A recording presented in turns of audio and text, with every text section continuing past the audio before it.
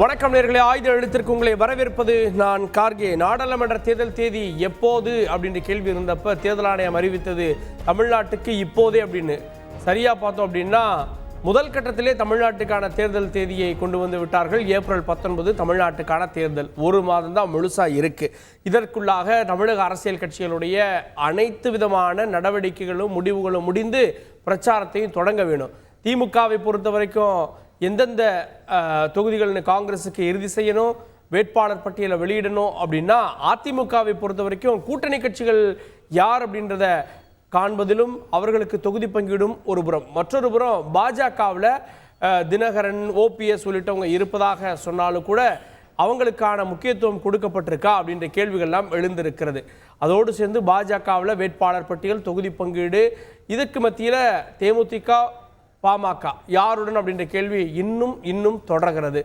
இதெல்லாம் நிறைவுறுமா? இந்த அடுத்த ஒரு வாரத்திற்குள்ள இது நிறைவுற்றா மட்டும்தான் தேர்தல் ரேஸில் தமிழக கட்சிகள் ஓட முடியும். இந்த சூழலில் முதல் கட்ட தேர்தலில் தமிழகம் யாருக்கு சவால், எந்த கட்சிக்கு விவாதிக்கிறோம். சிறப்பு விருந்தினர்களோடு நம்முடைய திமுக தரப்பிலிருந்து செய்தி தொடர்பாளர் திரு சேலம் தரணிதரன் நிகழ்ச்சிக்கு அவரை வரவேற்கிறேன். காங்கிரஸ் தரப்பிலிருந்து மூத்த தலைவர்கள் ஒருவர் திரு திருச்சி வேலுசாமி அவரையும் நிகழ்ச்சிக்கு வரவேற்கிறேன். அதிமுக தரப்பிலிருந்து செய்தி தொடர்பாளர் வழக்கறிஞர் திரு குரலார் கோபிநாதன் அவரையும் நிகழ்ச்சிக்கு வரவேற்கிறேன். பாரதிய ஜனதா கட்சியிலிருந்து பேராசிரியர் டாக்டர் ஆசீர்வாதம் ஆச்சாரி அவர்கள் அவரையும் நிகழ்ச்சிக்கு வரவேற்கிறேன். நான் முதல்ல திரு குரலார் கோபிநாதன் அவர்கள்ட்ட ஆரம்பிச்சலாம் அப்படின்னு. மற்ற கட்சிகள் எல்லாம் ஓரளவு கூட்டணி பேச்சை முடித்திருக்கிறாங்க. மற்ற கூட்டணிகளில் சில வேட்பாளர்கள் கூட அறிவிச்சிட்டாங்க. ராமநாதபுரத்துக்கோ இந்திய மார்க்சிஸ்ட் கம்யூனிஸ்டோ அறிவிச்சிட்டாங்க. அதிமுக தான் இந்த ரேஸில், அதாவது தேர்தலுக்கான தயாரிப்புகளிலே பின்தங்கி இருப்பதா இல்லையா? அதிமுகவுக்கு தான் இது சவாலான காலகட்டமா? ஒன்றை நீங்கள் தெளிவாக தெரிந்து கொள்ள வேண்டும். தேர்தலில் களத்தில் யார் முன்னணியாக வருகிறார்கள் என்பது ஒரு பொருட்டல்ல. களத்தில் யார் வெற்றி பெறுகிறார்கள் என்பது தான் முக்கியம். அதனால் நாங்கள் எப்பொழுதுமே எந்த காலகட்டத்திலும் தேர்தலை சந்திப்பதற்கு தயாராக இருக்கிறோம். தனியாகவே இந்த தேர்தலை சந்தித்து ஏறக்குறைய 39 இடங்களை நாங்கள் ஏற்கனவே 37 இடங்களில் நான் வெற்றி பெற்றிருக்கிறோம். அதனால் அதனான வரலாறு உண்டு. அதனால் கூட்டணியை நம்பி தான் நாங்கள் வெற்றி பெற வேண்டும் என்று இல்லை. அதனால் கூட்டணிக்காக நாங்கள் காத்து கொண்டிருக்கவில்லை. அது ஜெயலலிதா அவர்களுடைய ஃபார்முலா. தேர்தல் தேதிக்கு முன்பே வேட்பாளரே அறிவிச்சிருவாங்க, திடீர்னு அறிவிச்சிருவாங்க. ஆனால் இன்னும் கூட்டணி பேசிட்டு இருக்கோம் தேமுதிகவோட. இல்லை, எல்லா தேர்தல்களிலும் நாங்கள் முன்னாடியே அறிவிக்க வேண்டும்ன்ற அவசியம் இல்லை. அதனால் எங்களை பொறுத்த வரைக்கும் தேர்தலில் எப்படி வெற்றி காண்பது, புரட்சித் தலைவர் அம்மா சொன்னது போல் அவர்கள் என்ன சொல்லுவார்கள் என்று சொன்னால், எங்களுடைய சிந்தனை உயர்வானது, பாதை தெளிவானது, வெற்றி உறுதியானது என்று சொல்வார்கள். ஸோ அந்த வழியில் தான் எங்களுடைய பாதை தெளிவாக இருக்குது.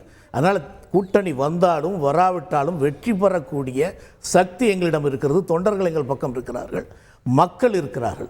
ஸோ அதனால் எங்களுக்கு வெற்றியை பற்றியும் ஒன்றும் கவலை இல்லை.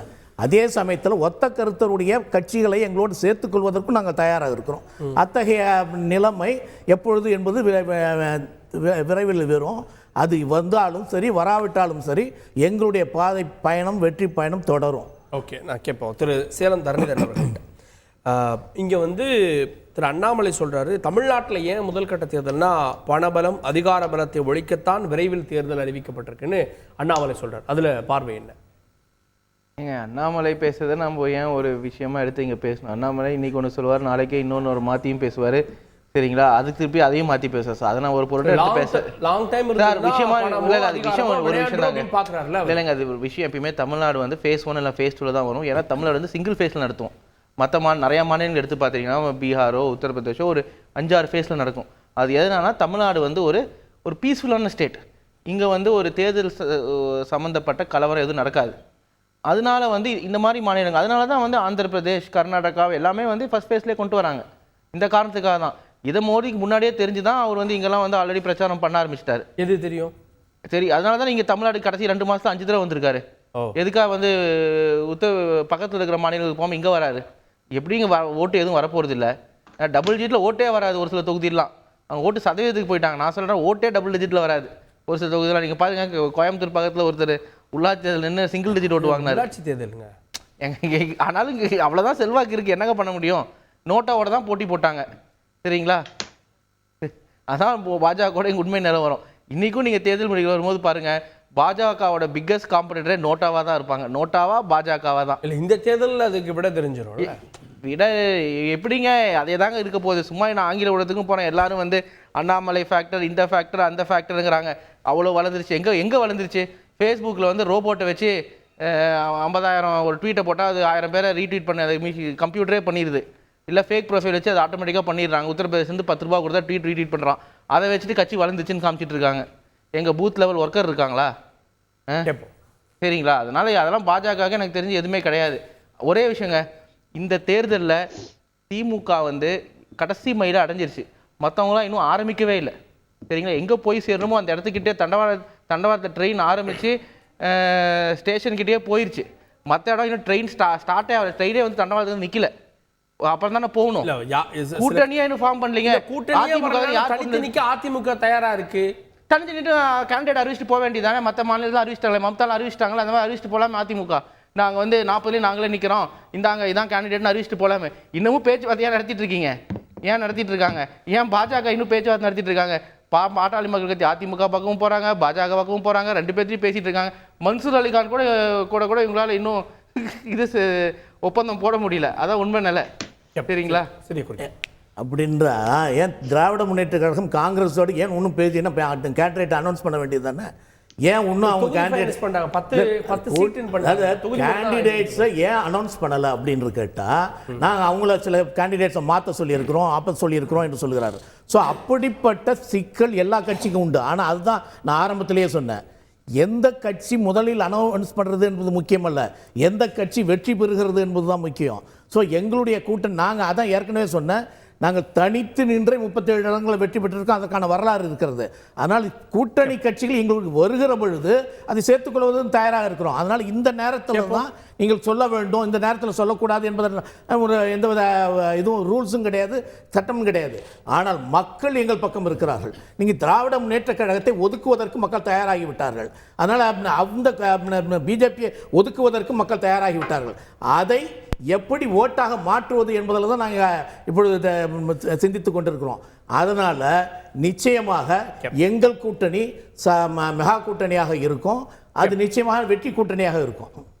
ஓகே, திருச்சி வேலுசாமி அவர்கள்ட்ட வேட்பாளரை அறிவிப்பதில் பாஜக முன்னிலையில் இருப்பதில் பார்க்கலையே. அவங்க 200க்கும் மேற்பட்ட வேட்பாளர்களை அறிவிச்சிட்டாங்க. நம்ம வந்து 39, 49 அப்படி அறிவிச்சிட்டு இருக்கோம். இன்னும் ராகுல் வந்து யாத்திரையினுடைய இறுதிக்கட்டத்தில் இருக்கிறார். யாத்திரை நிறைவு வந்து இப்போதான் நடக்க போகிறது. ஸோ அப்போ பாஜக வந்து இதில் முன்னிலையில் இருப்பதா பார்க்கலையா வேட்பாளர் அறிவிப்பு? எல்லாத்துலேயும் முன்னிலைன்னு எடுத்துக்க வேண்டியதுதான். முதல்ல அறிவிச்சாங்க இல்லைங்களா, வேட்பாளர் அறிவிச்சாங்க. மத்தியில் அமைச்சராக இருக்கிற ஒருத்தர் அறிவிச்சாங்க. அவர் எனக்கு வேணாம் நான் நிக்கலேன்னு அறிவிச்சுட்டாரு.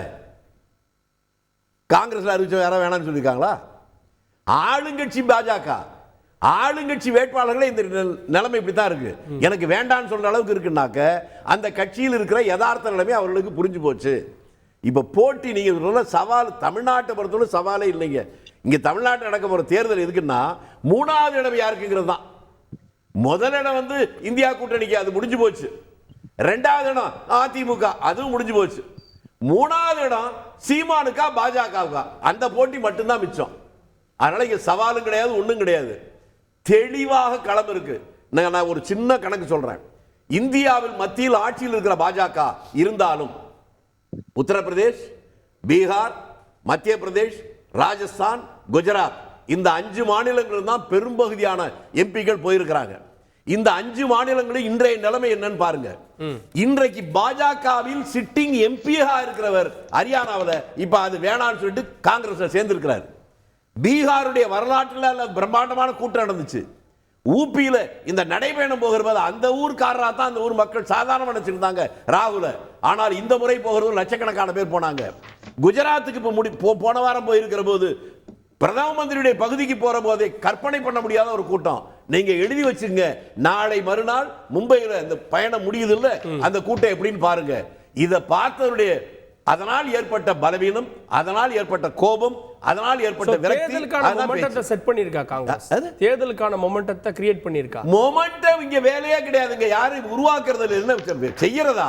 நாட்டில் எல்லாருக்கும் தெரியுதுல்ல, எப்போ பெட்ரோல் விலை இப்போ எலெக்ஷன் அனௌன்ஸ் பண்ற அன்னைக்கு பெட்ரோல் விலை குறைக்கிறாங்கல்ல. இதுல இருந்தே அவங்க பலவீனம் தெரியலையா? நேத்து வரல என்னாச்சு? கேட்போம்.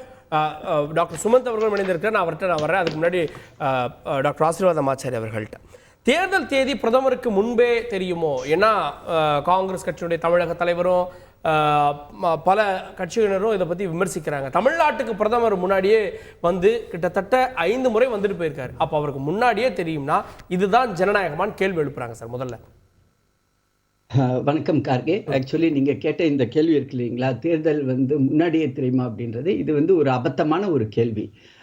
ஜனவரி மாதம் அவர் திருச்சிக்கு வந்தது அங்க விமான நிலையத்தை தொடங்கி வைக்கிறதுக்காக.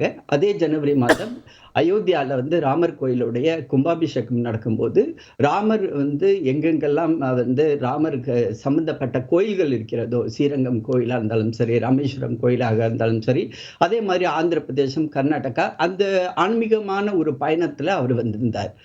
ஆக்சுவலி நீங்க பாத்தீங்கன்னா அவருடைய தேர்தல் பிரச்சாரம்ன்றது கன்னியாகுமரியில ஒரு மீட்டிங், இப்போ அடுத்த 2 நாட்கள்ல சேலத்துல ஒரு மீட்டிங் இருக்குது. அதுதான் தேர்தல் பிரச்சாரத்துக்காக வந்தது. அதற்கு முன்பு வந்தது எல்லாம் அரசு திட்டங்கள் மற்றும் ஆன்மீக பயணத்துக்காக தான் வந்தது. இது தெரியாம அவங்க குற்றச்சாட்டு வைக்கிறாங்க. அடுத்தது இப்படியாப்பட்ட ஒரு கேள்வியை எழுப்புறதே தேர்தல் ஆணையத்துடைய மேல நம்பிக்கை இல்லாம தன்மையாமல் அப்படின்னா அவங்க இந்த தேர்தல் ஆணையத்தையே அவங்க கொச்சைப்படுத்துறாங்க. எந்த தேர்தல் ஆணையம் இப்ப அடுத்தது இவங்களுக்கு தேர்தலுக்காக சின்னம் கொடுத்ததோ இந்த கட்சிகளுக்கு, எந்த தேர்தல் இந்த தேர்தலை எந்த ஆணையம் இந்த தேர்தலை நடத்த போதோ அந்த தேர்தல் ஆணையத்து மேலேயே இவங்க சந்தேகப்படுறாங்கன்னா இவங்க இந்த தேர்தலை பார்ட்டிசிபேட் பண்ண வேண்டிய அவசியமே கிடையாது. இது நான் சொன்னது மாதிரி அபத்தமான ஒரு குற்றச்சாட்டு.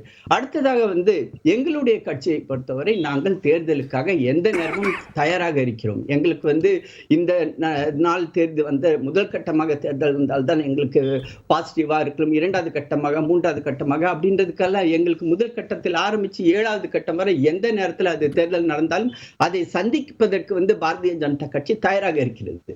பாஜக ஒரு தேசிய கட்சி. அந்த தேசிய கட்சின்ற முறையில அதுக்காக ஒரு சென்ட்ரல் எலெக்ஷன் கமிட்டின்றது பிரதமர் நரேந்திர மோடி அவர்கள் தலைமையிலும் பாரதிய ஜனதா கட்சியின் தேசிய தலைவர் திரு ஜே.பி. நட்டா அவர்கள் முன்னாடியும் நடக்கக்கூடிய ஒரு கூட்டத்தில் தேர்தல் யாரெல்லாம் வேட்பாளர்களா இருக்கும் அவங்கள தீர்மானிக்கக்கூடிய ஒரு கட்டமைப்பு உள்ள ஒரு கட்சி. அதனால்தான் சந்தேகப்படுதா எதிர்கட்சிகள்னு கேட்டீங்க. தேர்தல் ஆணையர்கள் நியமனத்தையே சந்தேகப்படுறாங்கல்ல.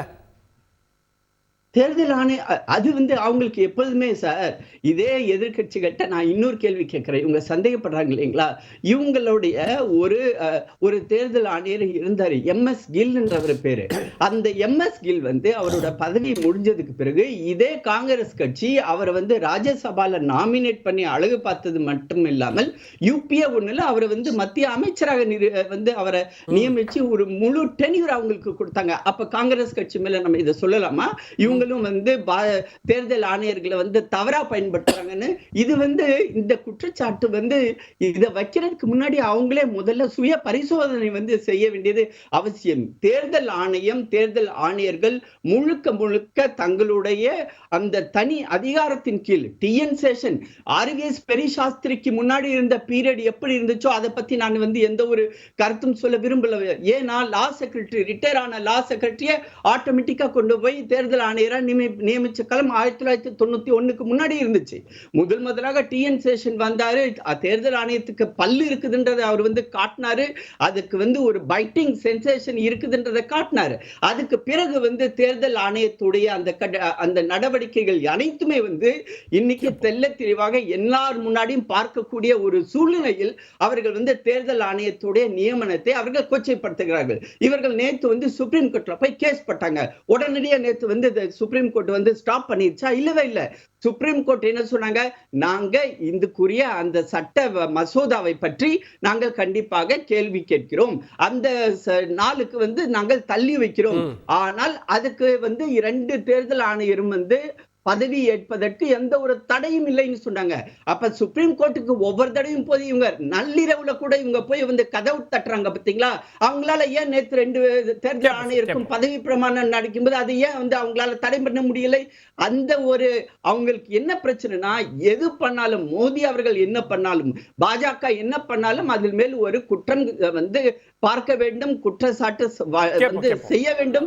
அதற்காகத்தான் அவர்கள் இப்படி விதண்டாவாதமாக பேசுகிறார்கள். சார் இப்போ என்னன்னா, இந்த எலெக்ஷன் கமிஷன் மேல நம்பிக்கை இல்லாம போனது ஒரே முக்கியமான காரணம். நிறைய காரணங்கள் இருக்கு. அது முக்கியமான காரணம் என்ன? சமீபத்தில் செலெக்ஷன் பண்ற கமிட்டியில் யார் யார் இருப்பா? சீஃப் ஜஸ்டிஸ் ஆஃப் இந்தியா, அதுக்கப்புறம் பிரைம் மினிஸ்டர், ஆப்போசிஷன் லீடர்.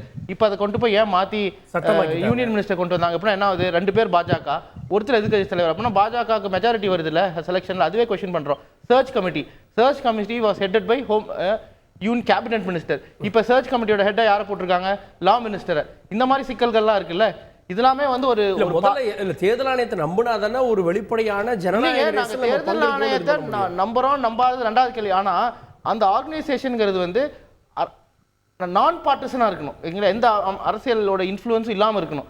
அப்படி இருக்க பட்சத்தில் அதை எப்படி நீங்கள் செலெக்ஷன் கமிட்டி எப்படி இருக்கணும்? அரசியலுக்கு சம்மந்தமில்லாதான் இருக்கணும். நீங்கள் அதை லா மினிஸ்டர் போடுறீங்க, அவர் பாஜக சேர்ந்தவர். செலெக்ஷன் கமிட்டியில் நியூட்ரலாக இருக்கணும். ஃபர்ஸ்ட் என்ன? எதிர்கட்சி தலைவர், பிரைம் மினிஸ்டர், அதுக்கப்புறம் ஒரு நீதி அரசர் இருந்தாங்க, சீஃப் ஜஸ்டிஸ். சரிங்களா? அப்படி இருந்தா நியூட்ரலா இருக்கும். இப்போ அங்க கொண்டு வந்து சீஃப் ஜஸ்டிஸ் பதிலா நீங்க ஒரு பாஜக சேர்ந்த யூனியன் மினிஸ்டர் கொண்டு 2 பேர் பாஜக, ஒருத்தர் எதிர்க்கட்சி ஆகும்போது அதுல எப்படி நியூட்ரலிட்டி இருக்கும்னு கேக்குறேன் நான் பதில் சொல்லுங்க. கார்கே நண்பர் முரளிதரன் இருக்கார், தனேதரன், நீங்க தயவு செய்து ஒண்ணு சொல்லுங்க. அதாவது இந்த சுப்ரீம் கோர்ட்டுடைய ஜட்ஜ்மெண்ட் என்ன சொல்லுச்சு தெரியுங்களா? அடுத்ததாக சட்டம் இயற்றும் வரை சீஃப் ஜஸ்டிஸ் ஆஃப் இந்தியா அதுல வந்து இருக்கலாம். சட்டம் இயற்றப்படும் போது அது பாராளுமன்றத்தில் தாக்கல் செய்யும் பொழுது திமுக காரங்க அதுல வந்து ஏதாவது கேள்வி எழுப்பினாங்களா? இவங்க அதாவது பாராளுமன்றத்திலிருந்து வெளியில வந்து போய் உட்காந்துக்கிட்டு அங்க வந்து மிக்சர் தின்னுட்டு இருந்தாங்க, டீ குடிச்சிட்டு இருந்தாங்க.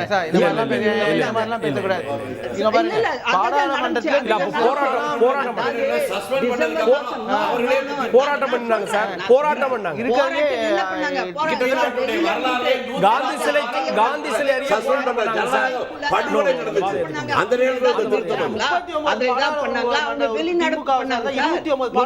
சஸ்பெண்ட் பண்ணாங்க. அதிமுக ஒருத்தர் கூட பண்ணல. சரிங்களா? எங்க பாராளுமன்ற எல்லாரையும் சஸ்பெண்ட் பண்ணிட்டு இங்க வந்து இப்படி பேசினா என்ன அர்த்தம்? சார் நான் சொல்லல சார், என்ன விட்டுருங்க சார். சார் இன்னொரு பாயிண்ட் நான் சொல்றேன்.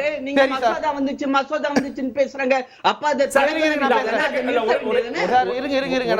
நான் 100க்கும் மேற்பட்ட எம்பிக்களை சஸ்பெண்ட் செஞ்சுட்டு இந்த மசோதாக்களை கொண்டு இவங்க காலையில வந்து கோஷம் போட்டா உட்கார வச்சு நான் பேசுறேன் சார். ஒரே செகண்ட். இவரு பேசினா புரியுது. இப்போ சரி சார், நான் கூட ஒரு அரசியல் கட்சியை சார்ந்தவன். லவாசான்னு சொல்லி ஒரு எலெக்ஷன் கமிஷனர் இருந்தார்.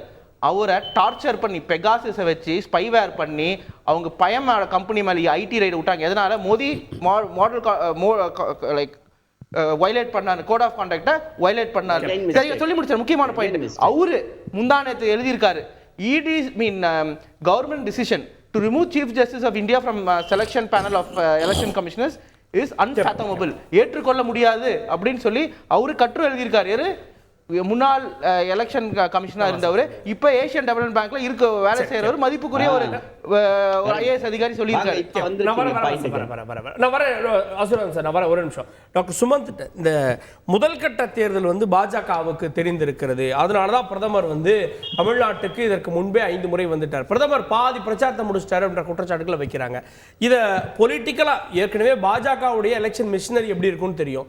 ஸோ அதை பாசிட்டிவாக எடுத்துக்கணுமா, இல்லை இது ஜனநாயகத்தின் மீதான தாக்குதல்னு எதிர்கட்சியுடைய பார்வையில் பார்க்கணுமா டாக்டர் சுமந்த்? இல்ல, அதாவது இன்று மதியம் ஒரு 3 மணிக்கு முன்னாடி, ஒரு 2:30 மணிக்கு இதே தந்தி டிவியில இந்த விவாதம் போயிட்டு இருந்தது. அப்போ நான் சொன்னது வந்து தமிழ்நாட்டுல எப்போ தேர்தல் நடக்கும்னு சொல்லும்போது, நான் முதல் ஃபேஸ்ல வருவதற்கான வாய்ப்புகள் அதிகம், ஏன்னா பிரதமர் அடிக்கடி வந்துட்டு போறாரு அப்படிங்கிற கருத்து நான் தெரிவிச்சேன். இட் வாஸ் அ கெஸ், அவ்வளவுதான். பட் அதுதான் நடந்திருக்கு. சோ இதுல அதாவது elections must be free and fair, but must also be seen to be free and fair. அது அதாவது வெளிப்படையாகவும் நேர்மையாகவும் இருந்தால் மட்டும் போராது, அது வெளிப்படையாகவும் நேர்மையாகவும் நடத்தப்படுகிறதுங்கிறது வந்து மக்கள் உணர வேண்டும், நம்பகத்தன்மை இருக்க வேண்டும். சோ அந்த டெஸ்ட்ல பார்த்தோம்னா நிச்சயமா சில குறைபாடுகள் தேர்தல் ஆணையத்திலிருந்து கிடைத்திருக்கிறது. இன்னைக்கு உதாரணத்துக்கு பாத்தீங்கன்னா மகாராஷ்டிரால 5 ஃபேஸ் வச்சிருக்காங்க. மகாராஷ்டிரால எப்பவுமே 5 ஃபேஸ் கிடையாது. போன வாட்டி 4 ஃபேஸ் வச்சதுக்கே 4 பகுதியா ஏன் பிரிக்கிறீங்க, இங்க ஒண்ணு லா அண்ட் ஆர்டர் ப்ராப்ளம் இல்லையேங்கிற ஒரு கேள்வி எழுந்துச்சு. ஆனா இந்த வாட்டி 5 இது. அதுக்கு என்னன்னா மேபி பிரதமர் வந்து ஒவ்வொரு ஊருக்கு போய் கேம்பெயின் பண்றதுக்கு அவங்க ஷெட்யூல் மாதிரி ஏற்படுத்தி கொடுக்குறாங்களோ அப்படிங்கிற சந்தேகம் மக்கள் மனதுல வருது. வாரணாசி கடைசி ஃபேஸ். இப்ப எல்லா நாடு முழுவதும் பிரச்சாரம் செய்து விட்டு கடைசி ஃபேஸுக்கு 4-5 நாட்கள் வாரணாசிக்கு செல்லக்கூடிய வகையில் இந்த தேர்தல் இது வந்து தேதிகள் அறிவிக்கப்பட்டிருக்கின்றன.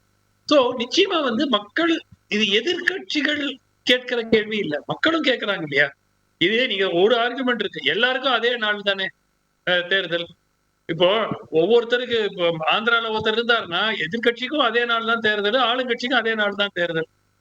சோ எல்லாருக்கும் ஈக்குவல் டைம் தானே கிடைக்குது அப்படிங்கிறீங்க. ஆனால் பாஜக போன்ற ஒரு கட்சிக்கு ஒரே ஒரு திருப்புக்காடோ இல்ல ஒரு மெயின் கேம்பெயினரோ இருக்காங்க. சோ அவருடைய ஷெட்யூலுக்கு வசதியாக இந்த தேர்தல் தேதிகள் அறிவிக்கப்பட்டிருக்கின்றனோ அப்படிங்கிற சந்தேகம் நேச்சுரலா எழும். ஓகே, அதுக்கு பதில் வாங்கிறேன். திரு ஆசீர்வாதமாச்சாரி, பீகாருக்கு 7 கட்டம் நடக்குது.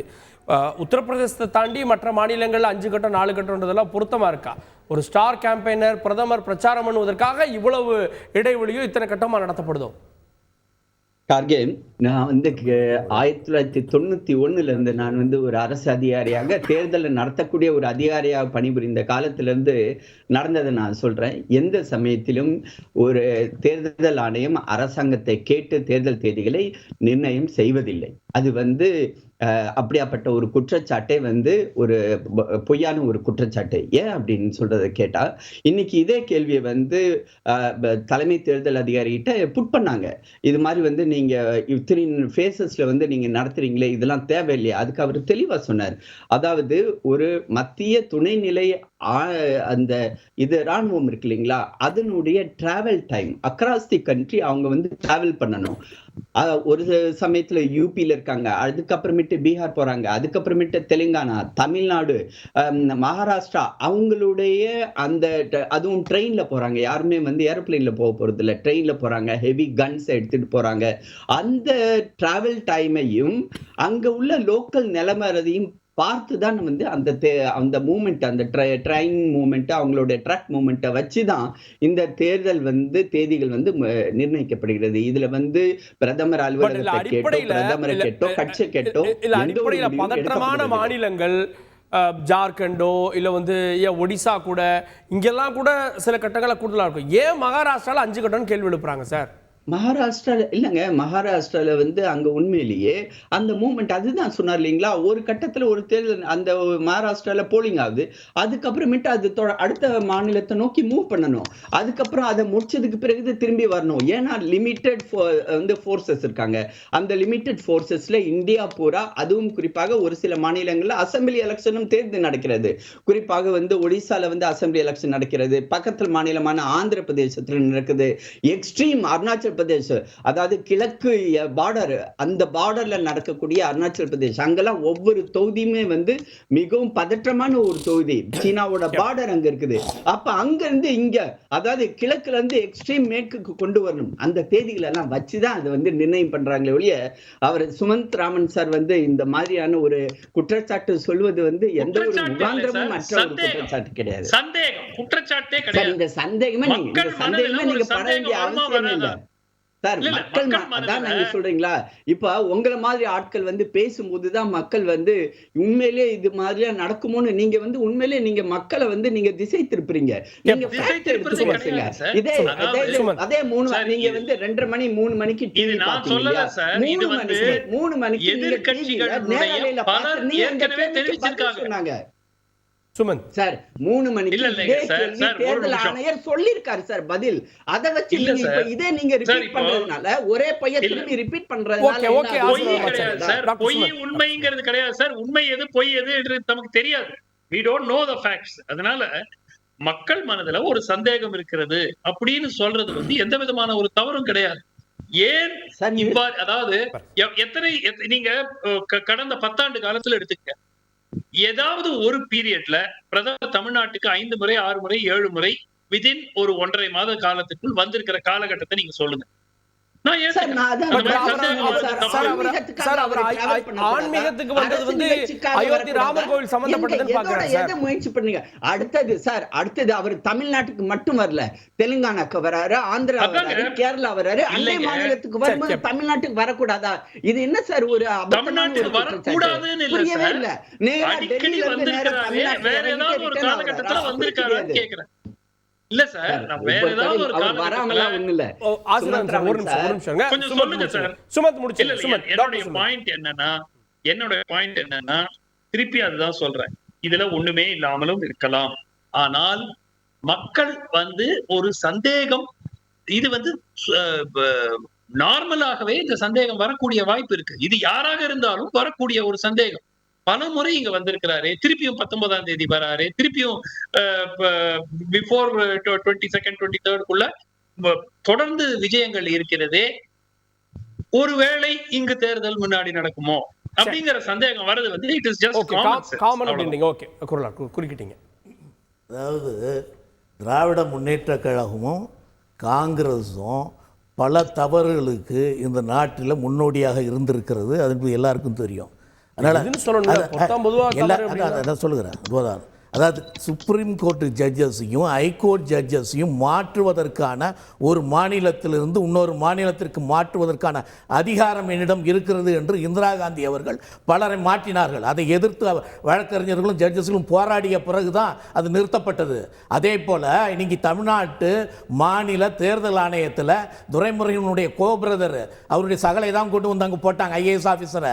அதனால் அவர்களுக்கு வேண்டப்பட்டவர்களை கொண்டு வந்து போடுவது என்கிற முன்னோட்டத்தை முதலில் காண்பித்தது திராவிட முன்னேற்ற கழகமும் அதை சார்ந்த காங்கிரஸும் தான். அதனால் இன்றைக்கு நீ யார் இதற்கு காரணம் என்பது முக்கியமல்ல. அவர் எத்தனை தடவை வேணாலும் வந்துட்டு போகலாம். ஆனால் இன்றைக்கு தேர்தல் சரியாக நடக்குமா, இன்றைக்கி தமிழகத்தில் தேர்தலில் எந்தவித பிரச்சனையும் இல்லாமல் போகுமா என்பது தான் முக்கியம். அதில் இப்போ போகிற போக்கில் நம்மளுடைய சகோதரர் சொன்னார், நாங்கள் 2வது இடம், இந்தியா கூட்டணி தான் 1வது இடம் என்று. நாங்கள் தெளிவாக சொல்லுகிறேன், இன்றைக்கு மக்கள் தெளிவாக இருக்கிறார்கள். இன்றைக்கு நீங்கள் செய்த தவறுகளை இன்றைக்கு அவர்கள் சொல்ல ஆரம்பித்து விட்டார்கள். உங்கள் ஆன்டி இன்கம்பன்சி இதுவரைக்கும் இல்லாத அளவுக்கு 20% மேலே இருக்கிறது. அப்படிப்பட்ட நிலையில தான் திராவிட முன்னேற்ற, அதனால் மக்கள் திராவிட முன்னேற்ற கழகத்தையும் பிஜேபி பாஜகவையும் தூக்கி எறிவதற்கு தயாராக இருக்கிறாங்க. நீங்க ஒண்ணு அவர்கள் கொடுத்த வாக்குறுதிகளை எதையுமே நிறைவேற்றவில்லை என்கிற எண்ணம் மக்களிடையே இருக்கிறது. அதை தான் நாங்க வச்சுக்கிட்டு இந்த தேர்தலில் வேண்டப்பட்டவங்க நியமிச்சுக்கிறாங்க, திமுக மேலே குற்றச்சாட்டு வைக்கிறார். இதுல இருந்து என்ன தெரியுதுன்னா, அதிமுக வந்து பாஜகவோட ஏ டீம் அப்படின்னு தெரிய வருது. எதனால நாங்க பாஜகவை ஏன் ஒரு ப்ராசஸே மாத்திரேன்னு கேட்டா அவர் பாஜக சப்போர்ட் பண்ணி பேசுறாரு. இதுல என்ன வேடிக்கைனா சார், இவங்க வந்து பாஜக சப்போர்ட் பண்ணல, நாங்க தான் முதலிடம் அப்படின்னு முதல்ல அது தெளிவா தெரிஞ்சுக்கணும். அதாவது இவங்க பேர் எல்லாரும் பாஜக ஏங்க, இவங்க வந்து முதல்ல கேள்வி கேட்டிருக்கணும். அதிமுகல இருந்து இது வரைக்கும் ஒரு எம்பி அந்த விஷயம் கேள்வி கேட்டாங்களா? எலெக்ஷன் கமிஷன்ல வந்து இந்த மாற்றுதல் வந்தபோது அதிமுக ஒரு எம்பி, எங்க எம்பியாவது சஸ்பெண்ட் ஆயாச்சு. அதிமுக எம்பி யாரும் சஸ்பெண்ட் ஆகல, ஒரு எம்பி. அவர் ஓபிஎஸ் ராஜ்யசபால இருந்து கேட்கலாமே, ராஜ்யசபா எம்பிஸ் கேட்டிருக்கலாமே. அதாவது திராவிட முன்னேற்ற கழகம் செய்த தவற அவர்கள் தவறுகளுக்கு முன்னோடியாக இருக்கிறார்கள் என்பதுதான் என்னுடைய குற்றச்சாட்டு. நீங்க பிஜேபியோட இதை மட்டும் நான் சொல்லிடுறேன், பிஜேபியோட உடந்தையாக இருப்பது என்பது இந்த தேர்தல் பத்திரத்தில் தெளிவாகிடுச்சு. நீ தேர்தல் பத்திரத்தில் ஒரு மாநிலத்தில் ஆளுகிற ஆளுங்கட்சி 1300 கோடி ரூபாய்க்கு நீங்க பத்திரம் வாங்கணும், அதனால் 12 மாநிலத்தில் நாங்கள் வாங்குற ஆளுங்கட்சி, அதனால் நான் 12,000க்கு வாங்குறோம் என்று நீங்கள் கூட்டு சரி செய்து தான் பத்திரத்தை வாங்கியிருக்கீங்க. அதுதான் இந்த பத்திரத்தில் வெளியே தெரிஞ்சு போச்சா? இருக்காங்களா அவங்களுக்கு கூட்டணியில் தான் இருக்காங்க, அவங்களும் திமுகவோட கூட்டணியில் தான் இருக்காங்க. அதனால் எந்தெந்த நேரத்தில் திமுக யாரோருடன் சேர வேண்டும் என்பதை சேர்ந்து தான் இப்படிப்பட்ட ஒரு திட்டத்தை திருத்தியிருக்காங்க. அதனால தான் உங்களுக்கு 1300 கோடி, அவங்களுக்கு 12,000 கோடி. அதனால் நீங்க வந்து பாஜகவுடன் இணைந்து செயல்பட்டு கொண்டிருக்கிற உங்க சதி திட்டம் இந்த பத்திரத்தை வெளியிட்டு விட்டது. ஒரு சிறிய குறுக்கீடு. சார் ஒரு சிறிய குறுக்கீடு எப்படி சார்? அவர் வந்து குற்றச்சாட்டை வச்சுட்டு போயிட்டாங்க, எப்படி சிறிய குறுக்கீடு முடியும்? அட்லீஸ்ட் முதல் குற்றச்சாட்டு சொன்னா பதில் சொல்லியிருப்பேன். வச்சுட்டே போனால் அதை நான் பதில் சொல்லணும்ல. நான் தேர்தல் பத்திரத்துலேருந்து ஆரம்பிக்கிறேன் சரிங்களா. தேர்தல் பத்திரம்னா என்னன்னு இவங்க யாருக்குமே புரியறது கிடையாது சரிங்களா. இப்போ பிரச்சனை வந்து அரசியல் கட்சிக்கு காசு வர்றது வந்து பிரச்சனை கிடையாது. ஆனால் பிரச்சனை வந்து கார்பரேட்டுகள் டொனேஷன் கொடுக்கறது தான் பிரச்சனை. உலகம் ஃபுல்லா கார்பரேட் டொனேஷனை பேன் பண்ணிட்டாங்க. இப்போ எனக்கு தேர்தல் பிரச்சனை, பெரிய பிரச்சனை என்ன? அது கொண்டு வந்தது யாரு? தேர்தல் பத்திரம் வந்து பாஜக கொண்டு வந்த போதே நாங்கள் அதை எதிர்த்தோம். நானே கற்று எழுதினேன், electoral bonds are threat to Indian democracy. எதனால? அரசியல் கட்சிகள் காசு போகக்கூடாது, பொதுமக்கள் காசு கொடுக்கலாம், ஆனால் கோடீஸ்வரர்கள் கொடுக்கூடாது. ஆனால் பாஜகவுக்கு போன 99.9% ஃபண்டிங்குமே கார்பரேட் என்டிட்டிஸ் கொடுத்த ஃபண்டிங். கம்யூனிஸ்ட் மட்டும் தானே வாங்கல, மத்த எல்லா கட்சியும் வாங்கலன்னா எங்க காசு எங்க தெரியுமா போகுது? இப்ப நீங்க கூட கொடுக்கலாம் சார். 2000 பாண்டுங்கிறது 2000 பாண்டு சொல்லி முடிக்க நீங்க டிஸ்டர்ப் பண்ணாதீங்க சார். உங்களுக்கு சேர்த்து வளர்க்குற நேரங்களோட சேர்த்து 2000 ரூபாய் பாண்டு, 10,000 ரூபாய் பாண்டு, 10 லட்சம் ரூபாய் பாண்டு, 1 கோடி ரூபாய் பாண்டுன்னு இருக்கு. 10,000 பாண்டு வாங்கி கொடுக்கலாம் சரிங்களா மக்கள். ஆனா விஷயம் என்னன்னா, அந்த பாண்ட் வந்து கட்சிக்கு யார் வேணாலும் கொடுக்கலாம். அந்த பாண்ட் நீங்க என்கேஷ் பண்ணி வச்சுக்கோங்க 10 நாளுக்குள்ளார. அது வந்து பிஎம் கேஷ் மாதிரி இன்னொரு ஃபண்ட் இருக்கு, அந்த ஃபண்டுக்கு நேரா போயிருக்கு. தேர்தல் பத்திரத்தை நீங்க எதிர்ப்பவராக இருந்தால்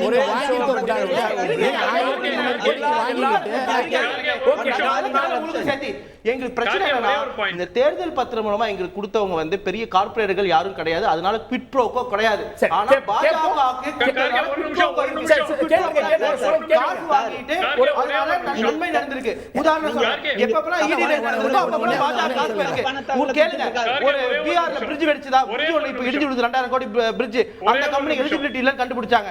அந்த கம்பெனிக்கு வந்து 100 கோடி ரூபாய் எலக்ட்ரல் பாண்ட் காசு கொடுத்திருக்கான். இப்போ ஒரு கம்பெனி நம்ம ஊழல் டனல் கான்ட்ராக்ட் 14,000 கோடி காசு வாங்கிட்டு நிறுவனத்துக்கு கொடுத்திருக்காங்க பாஜக. அதே டைம்ல அதே மாதிரி வந்து சிஏஜி இங்க கேளுங்க, சிஏஜி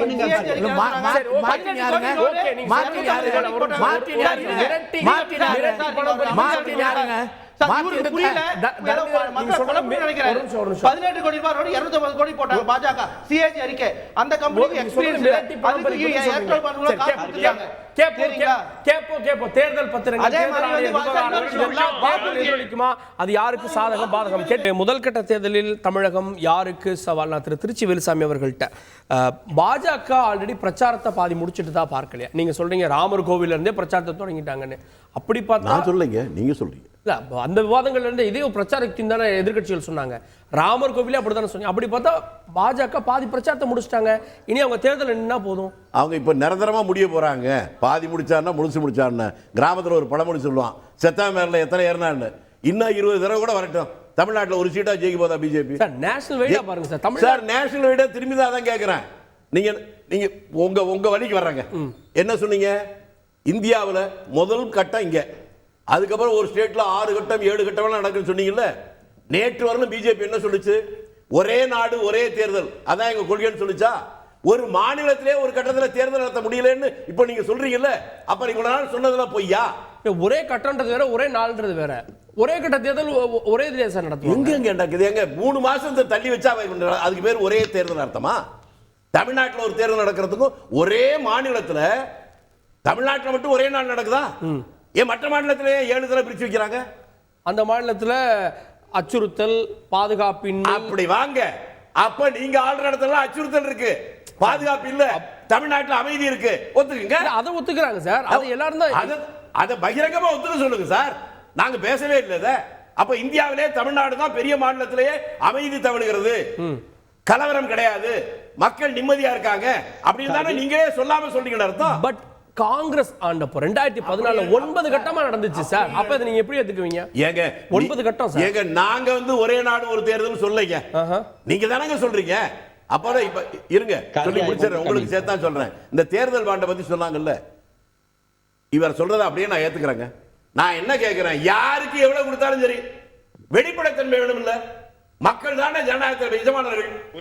யாரு யாருக்கு கொடுத்தாங்க வெளிப்படையா சொல்லு. ஏன் சொல்ல மாட்டீங்க? அரசியல் கட்சி, அரசியல் எந்த கட்சிக்கு யார் கொடுத்தாங்க? அந்த எஸ்பிஐ கொடுக்க சொல்லி சுப்ரீம் கோர்ட் ஒரு தடவைக்கு 4 தடவை சொன்னதுக்கு பின்னாலும் இன்னும் ஏன் கொடுக்க தயங்குறீங்க? அப்ப இருந்து அதை தடுப்பது யார்? இதற்காக நிதியமைச்சர் எதுக்கோ பேசுறாங்கல்ல, ஏன் பேச மாட்டாங்க? ஒரே ஒரு சிறிய குறுக்கீடு மட்டும், ஒரே நிமிஷம் டாக்டர் சுமன், சிறிய குறுக்கீடு மட்டும். அதாவது சகோதரர் கேள்விக்கு சுமன், பதில் சுமன், சொல்லிடுறேன். ஒரே நிமிஷம், ஒரே நிமிஷம். இல்ல, இவர் கேள்வி ஒண்ணே கேள்வி மட்டும் கேட்டா நானும் அதுக்கு பதில் ஒரே சொல்லிட்டேன். நிமிஷம். டாக்டர் சுமன், ஒரே ஒரு கேள்விதான். பிஜேபி இந்த பாண்டுல வாங்கினதுக்கு நிறைய கேள்விகள் பதில் சொல்லணும். எதிர்க்கட்சிகள் அவங்க மீது குற்றம் சாட்டுறாங்க இல்லையா? எப்படியுமோ திங்கட்கிழமையோ செவ்வாய்க்கிழமையோ உச்ச நீதிமன்றம் உத்தரவு, ஏற்கனவே ஸ்டேட் பேங்க் வந்து போட்டிருக்காங்க, திங்கட்கிழமை நம்பர் சொல்லணும், இது வெளியே வரப்போகுது. ஏன் இந்த இப்ப திமுக வந்து 600-700 கோடியோ ஏதோ வாங்கியிருக்கிறாங்க, காங்கிரஸ் கட்சி 1400 கோடி வாங்கியிருக்காங்க, அவங்க லிஸ்ட போடலாமே. போடுங்க. ஏங்க, நான் என்ன கேக்குறேன், பாஜக வந்து எல்லாத்தையும் ஒழிக்கிறாங்க, இது உண்மை, அதாவது அந்த அனானிமிட்டிக்கு கீழே இந்த குவிட் ப்ரோ கோவெல்லாம் நடந்திருக்கு, எல்லாம் நீங்க குற்றச்சாட்டு வைக்கிறீங்க, எல்லாம் நான் ஏத்துக்கிறேன். ஆனால் இப்ப எப்படியோ 3 நாள்ல வரப்போகுது, நீங்க ஏன் போட மாட்டேங்கிறீங்க? நீங்க போட்டுடலாமே. எங்களுக்கு டொனேட் பண்ண, ஏன்னா உச்ச நீதிமன்றம் ஏற்கனவே சொல்லிடுச்சு ஸ்டேட் பேங்க் கிட்ட, நீங்க நம்பரை ஏங்க கொடுக்கல, நம்பரை கொடுக்கணும். சோ முக்காவாசி ஏன் அந்த உத்தரவு நேற்று வரவில்லை என்றால் அதற்கு காரணம் ஸ்டேட் பேங்க் சார்பில் யாருமே இல்ல, அதனால அவங்களுக்கு நோட்டீஸை கொடுத்துட்டு அவங்கள வர சொல்லுங்க திங்கட்கிழமைன்னு சொல்லி இருக்கிறாங்க. இப்ப எப்படியுமோ அது திங்கள் இல்லைன்னா செவ்வாய் புதன்குள்ள வெளியே வரப்போம். அதுக்கப்புறம் பொதுமக்களே அதை மேட்ச் பண்ணிக்கலாம், யார் யாரு கொடுத்தாங்கிறது தெரிய போகுது. ஏன் இந்த காங்கிரஸ் கட்சியோ திமுகவோ, பாருங்க பாஜக இது வந்து போடலைங்க, நாங்க இதுக்கு ஸ்டெப் எடுக்கிறோம், எங்களுக்கு வந்த பணத்தினுடைய லிஸ்ட் இதுதான், ஏன் போடக்கூடாது? அப்படின்னா இது வெறும் அரசியலுக்காக நீங்க பாஜக இந்த ஏஜென்சிய மூலம் மிரட்டி வாங்கி இருக்கிறாங்க அப்படிங்கிற குற்றச்சாட்டு என்னை பொறுத்த வரைக்கும் அதில் பெருமளவுல உண்மை இருக்கிறதா தான் நான் பாக்குறேன். ஏன்னா 10 நாள் கழிச்சு 20 நாள் கழிச்சு நீங்க ரெய்ட் ஆன உடனே ஒரு லம்ப் சம்ம கொண்டு போய் எதுக்கு நீங்க பாண்டா கொடுக்குறீங்க? அதை விட ஒரு சந்தேகம் எழுப்பக்கூடிய விஷயம் என்ன, ஒரு கான்ட்ராக்ட் வருது, கான்ட்ராக்ட் வந்து 10 நாளுக்குள்ள பாண்டு வாங்குறீங்க, இல்ல கான்ட்ராக்ட் வாங்குறதுக்கு 10 நாள் முன்னாடி பாண்டு வாங்குறீங்க. சோ இதெல்லாம் வந்து நிச்சயமா வந்து சந்தேகம். இதுக்கு ஒரு உச்சநீதிமன்றம் தலைமையில் ஒரு தனி இன்வெஸ்டிகேஷனை நடத்த வேண்டும், அதுல மாற்று கருத்து இல்லை. ஆனால் பாஜக மீது இவ்வளவு குற்றம் சாட்டுகின்ற எதிர்க்கட்சிகள் ஏன் இதை வெளியிடக்கூடாது? அதாவது மற்ற கட்சிகள் வாங்கினாங்க பாண்டு, அதனால் அதை வெளியிட மறுக்கிறாங்க அப்படின்னு சொல்லுகிற நீங்கள், திராவிட முன்னேற்ற கழகம் நான் இவங்கள்ட்ட இவ்வளோ வாங்கினேன், இவ்வளோ கொடுத்தாருன்னு சொல்ல வேண்டியது தானே? ஏன் இது வரைக்கும் சொல்லலை? ஒன்று இன்னொன்று, இவர் சுமந்து சொன்ன மாதிரி பாஜக மற்றவர்களை மிரட்டி இவ்வளவு தொகை வாங்கியிருக்கிறது இல்லை, அதே principal will also apply to DMK. DMK ஆட்சியில இருக்கிறதுனால தன்னுடைய அதிகாரத்தில் இருக்கிறதுனால அவர்களும் மிரட்டி வாங்குவதற்கான வாய்ப்புகள் இருக்கிறது என்பதை நீங்க உண்மையிலேயே நேர்மையான கட்சியாக இருந்தால் திராவிட முன்னேற்ற கழகம் என்ன பண்ணியிருக்க வேண்டும் என்றால், நாங்க பத்திரம் வாங்க மாட்டோம், பத்திரத்தில் கொடுத்திருந்தால் கூட அதை நாங்கள் வாங்க மாட்டோம் என்று சொல்லிட வேண்டும். எல்லாரும் சேர்ந்து சொல்லுங்க சார், இதெல்லாம் மர்மமா இருக்குல்ல.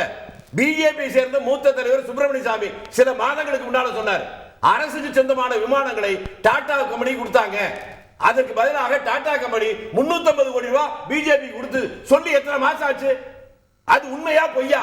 உண்மைனா ஒத்துக்குங்க, இல்லைன்னா அவர் மேல கேஸ் பண்ணும்ல.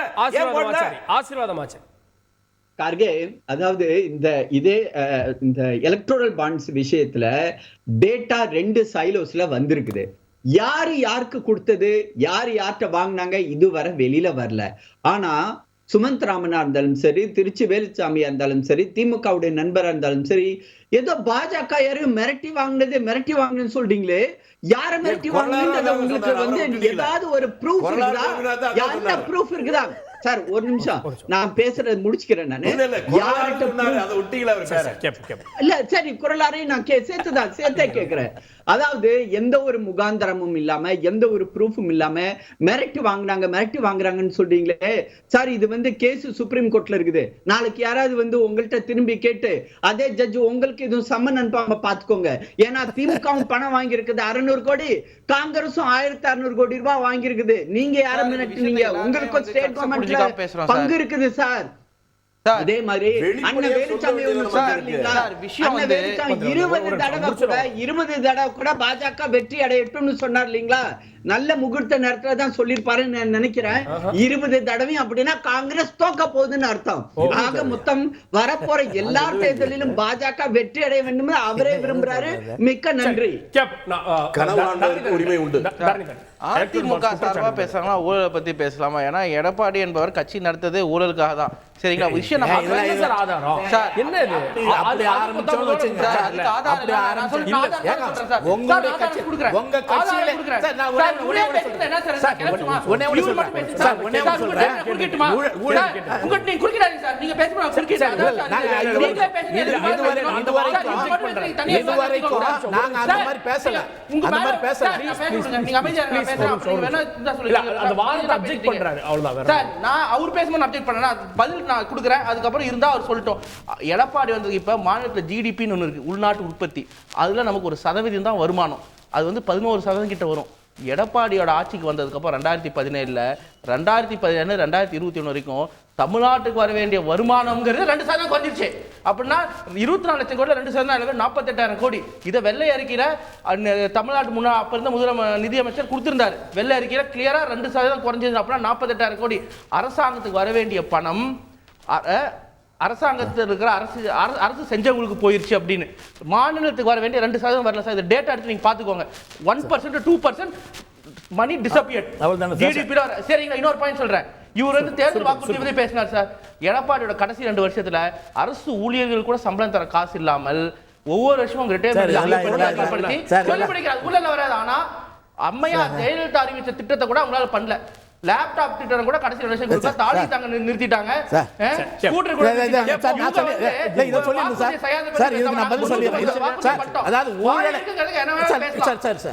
ஊழலை பத்தி நீங்க சொல்றீங்க. உங்களுடைய ஃபைனான்ஸ் மினிஸ்டர் 30,000 கோடி ஊழல் செய்திருக்கிறார்கள். உங்க ஃபைனான்ஸ் மினிஸ்டர் சொன்னதுங்க. உங்க ஃபைனான்ஸ் மினிஸ்டர் சொன்னாரு 30,000 கோடி. என்ன கேஸ் போட வேண்டியதுதான் சொல்லவும் மேல அண்ணாமலை கேஸ் போட வேண்டியதுதானே? நீங்க அண்ணாமலை சொன்னாரு சவுக்கு சங்கர் மேல போட வேண்டியதுதானே? அதற்கு சவால் விடுறாரு அண்ணாமலை. நான் அதுக்கு சவால் விடுங்க. 30,000 கோடி நீங்க ஊழல் பண்ணி இருக்காங்க. அந்த பணத்தை எங்கே வைத்திருப்பது என்று தெரியாமல் அலைந்து கொண்டிருக்கிறார்கள். உங்க ஃபைனான்ஸ் மினிஸ்டர் சொன்னாரு. நீங்க எங்களை பார்த்து நீங்க ஊழல் சொல்றீங்க. இல்லன்னு மறுத்துட்டார். ஏன் அவர் மறுத்தாருங்க? வழக்கு போட வேண்டியதுதானே? வழக்கு போட வேண்டியதுதானே? நாங்க அவர் சவால் விடுறாருங்க. அண்ணாமலை சவால் விட்டாருல. நான் என் மேல வழக்கு போடு அப்படின்னு போட வேண்டியதுதானே? வழக்கு போடுறதுக்கு அருகதில்லாத ஆள அதுக்காக நாங்க எதுக்கு வழக்கு போடணும்? இல்ல டாக்டர் சொல்லுங்க. இந்த தேர்தல் யாருக்கு சவால் நிறைவா வந்து? இல்ல இந்த ஒரே ஒரு பாயிண்ட். அந்த டேப்பை பத்தி நிச்சயமாக அவர் தன் மீது ஒரு மிகப்பெரிய குற்றச்சாட்டு வைக்கும் போது அதில் உறுதியாக உண்மை இல்லை என்று அவர் நினைத்தால் லாஜிக்கலா எல்லாருமே சைபர் கிரைமுக்கு கம்ப்ளைண்ட் பண்ணுவாங்க. அந்த ஆடியோ டேப் ஃபோரன்சிக் அனாலிசிஸ்க்கு அனுப்புவாங்க. நீதிமன்றத்துல வழக்கு தொடருவாங்க. எல்லாம் பண்ணுவாங்களே, எதுவுமே பண்ணல. சோ அது வந்து அதை ஜஸ்டிஃபை பண்றது வந்து லாஜிக்கே கிடையாது. ஆனால் இந்த தேர்தலை பொறுத்த வரைக்கும் மிகவும் முக்கியமாக என்ன பண்ண முடியும்? ஏன் போடலன்னா ஏங்க உங்க மேல ஒரு அபாண்டமான ஒரு குற்றச்சாட்டு ஒருத்தர் வைக்கும்போது சைபர் கிரைம் போட மாட்டீங்களா? போலீஸ் கம்ப்ளைண்ட் கொடுக்க மாட்டீங்களா? சரி, ஓகே. அந்த கேள்விக்கு பதில் கேப்போம். இந்த தேர்தல் யாருக்கு சவால்? ஒரு மீம் போட்டாங்கன்னு ஆளை போட்டு அரெஸ்ட் பண்ணீங்கல்ல, அப்ப ஏன் இதுக்கு போடக்கூடாது? சரி, அதை விடுங்க. இந்த தேர்தலை பொறுத்த வரைக்கும் இன்று எதிர்கட்சிகள் எதிரணி பிளவுபட்டிருப்பதால் திமுக காங்கிரஸ் கூட்டணிக்கு தான் பெரும்பாலான இடங்களில் வெற்றி கிடைக்க வாய்ப்பு இருக்கிறது. ஆனால் அடுத்த தேசிய அளவுல இன்னைக்கு பாஜக போல் பொசிஷன்ல இருக்கிறாங்க. அது இன்னும் 7 வாரம் இருப்பதனால் பொறுத்திருந்து பார்க்க வேண்டும். ஆனால் இன்னைக்கு தேர்தல் நடைபெற்றால் பாஜகவினுடைய வெற்றி வாய்ப்புகள் நடக்க போவது பாராளுமன்ற தேர்தல். இந்த பாராளுமன்ற தேர்தலில் திமுக அதிமுக பேசுற அவங்களுக்கு சொல்றேன், அதிமுக ஆட்சியில் இருக்கிற போது சட்டமன்றத்தில் நிதியமைச்சர் அந்த ஓபிஎஸ் சென்னையில் வெள்ளம் வந்தது, புயல் வந்தது, நாங்க என்ன கத்தி கதறி பார்த்தோம், ₹1 கூட உதவி தரலன்னு சொன்னது இருக்கு. அதே போல திமுக இன்றைக்கு ஆட்சியில் இருக்கு. தமிழ்நாட்டுக்கு இவ்வளவு சேதம், ஒரே நாள்ல 95 சென்டிமீட்டர் மழை பெய்யும் கூட எந்த உதவியும் செய்யல இவங்க சொல்லிருக்காங்க. இந்த 2 பேரும் தமிழ்நாட்டு மக்களுடைய நலனுக்கு தான் கட்சி நடத்தது என்பது எல்லாருக்கும் தெரியுது இல்ல? இந்த 2 பேரும் சேர்ந்து இவங்களுக்குள்ள இருக்கிற மோதலை கொஞ்சம் ஒத்தி வச்சுட்டு இந்த 2 பேருக்கும் ஆட்சியில் இருக்கிற போது தமிழ் மக்களுக்கு உதவாத பிஜேபியை வீட்டுக்கு அனுப்புவத 2 பேரும் ஒன்னா சேரணும் என்பதுதான் என்னுடைய என்ன வேண்டுகோள். பண்ணணும்? கூட்டணி வைக்கணும். ஆமா, அவங்க 2 பேரும் ஒன்னா சேரணுங்க. அப்பதான் தமிழ்நாட்டு மக்களுக்காக திமுக. அவங்க இருக்காங்கன்னு அர்த்தம். இவங்க தானே சொன்னாங்க பிஜேபி ஆட்சி எங்களுக்கு உதவலன்னு, இவங்களும் சொன்னாங்கல்ல. சுமந்துடைய பார்வை எப்படி பாருங்க? தமிழ்நாட்டுல இந்தியா கூட்டணி ஸ்ட்ராங்கா? இல்லை, அதாவது இப்ப எல்லாரும் என்னென்ன இந்த எதிர்க்கட்சிகள் பிளவுபட்டு இருக்கிறது கூட்டணி சரியாக இல்லை என்பது தான் சொல்கிறாங்களே தவிர உண்மையாக எதை பார்க்க வேண்டும் என்று சொன்னால் ஒரு அரசுக்கு மக்களுடைய எதிர்ப்பு எவ்வளவு இருக்கிறது. அதுதான் வள்ளுவ பெருந்தகை அழகாக சொல்வார். என்னென்னா, அல்லல் பட்டு ஆற்றாது அழுத கண்ணீர், அல்லல் பட்டு ஆற்றாது அழுத கண்ணீர் அன்றே செல்வத்தை தேக்கும் படை என்று சொன்னார். அதாவது மக்கள் மத்தியில இந்த ஒரு எதிர்ப்பு இந்த மக்கள் அரசின் மேல இருக்குமே, ஆனால் அது ஒரு ஃப்ளோவாக நிச்சயமாக தேர்தலில் தான் வெளிப்படும். அது நிச்சயமாக யாருக்கு சவால் இந்த தேர்தல்? அதாவது கார்கே, எங்களை பொறுத்தவரை எங்களுடைய கூட்டணியானது இன்னும் 1-2 நாட்களுக்குள் முடிவு பெறும். எங்களுடைய வாக்காளர் வேட்பாளர்கள் யார் என்பதை இன்னும் 2 நாட்களுக்குள் அதையும் அறிவிப்பு வெளிவரும். எங்களை பொறுத்தவரை நாங்கள் தேர்தலுக்கு தயாராக இருக்கிறோம். திமுகவுடைய நண்பர் சொன்ன மாதிரி எங்கள் ஏதோ பூத் கமிட்டிலாம் இல்லைன்னு சொன்னாரு. எல்லா பூத் கமிட்டியிலும் 88,937 பூத் கமிட்டிகளிலும் எங்களுடைய குழுவானது வலுவாக உள்ளது. இந்த தேர்தலை பொறுத்தவரை பாஜக மிக அதிகமாக வாக்கு வாங்கும். அதிலும் குறிப்பாக பல அதிசயத்தக்க கூடிய ஒரு முடிவும் வரும். பல்வேறு தொகுதிகளில் பாஜக வெற்றியும் பெறும். பல அதிசயங்கள் நிகழ்த்துன்றாரு தரணிதரன். பாஜக ஒரு அதிசயம் என்னன்னா சார், யாரோ ஒருத்தர் ஒரு ஓட்டு வாங்க போறாங்க சார். அதான் சார் அதிசயம். ஏதோ ஒரு எம்பி கேண்டிடேட் ஒரே ஒரு ஓட்டு வாங்க போறாரு, அந்த கேண்டிடேட் மட்டும் போட்டுப்பாரு. அதான் அவங்க சொல்றாரு. அவரே சொல்லிட்டாரு பாருங்க, பூத் கமிட்டில 80,000, அந்த 80,000 கிடையாது. ஆனா பூத் கமிட்டில கிட்டத்தட்ட 8 லட்சத்துக்கு மேற்பட்ட ஆளுங்க தேவை. 100 பேருக்கு ஒருத்தர், சரிங்களா? பாராளுமன்ற தேர்தலை பொறுத்த வரைக்கும் அவங்கள பொறுத்த வரைக்கும் ஒரு சட்டமன்ற தொகுதியில ஒரு 10 பூத்து கூட ஆளுங்க இருக்க மாட்டாங்க. அது இல்லாம எப்படினாலும் சார் யாருக்கு சவால்? இதுல சவாலே இல்ல. இது எங்க தலைவர் தமிழ்நாடு முதலமைச்சர் அடுத்த மாதம் இந்நேரம்லாம் இறுதிக்கட்ட பிரச்சாரங்கள்ல வேட்பாளர்கள் இருப்பாங்க. இன்னும் பொறுத்திருந்தால் தேர்தல் முடிவுகள் தெரிந்துவிடும். பொறுத்திருந்து பார்க்கலாம். விவாதத்தில் பங்கு கொண்ட சிறப்பு விருந்தினர்கள் அனைவருக்கும் நன்றி. பார்த்து உங்களுக்கும் நன்றி நேயர்களே. தொடர்ந்து நிறுங்கள். தந்தி தொலைக்காட்சி.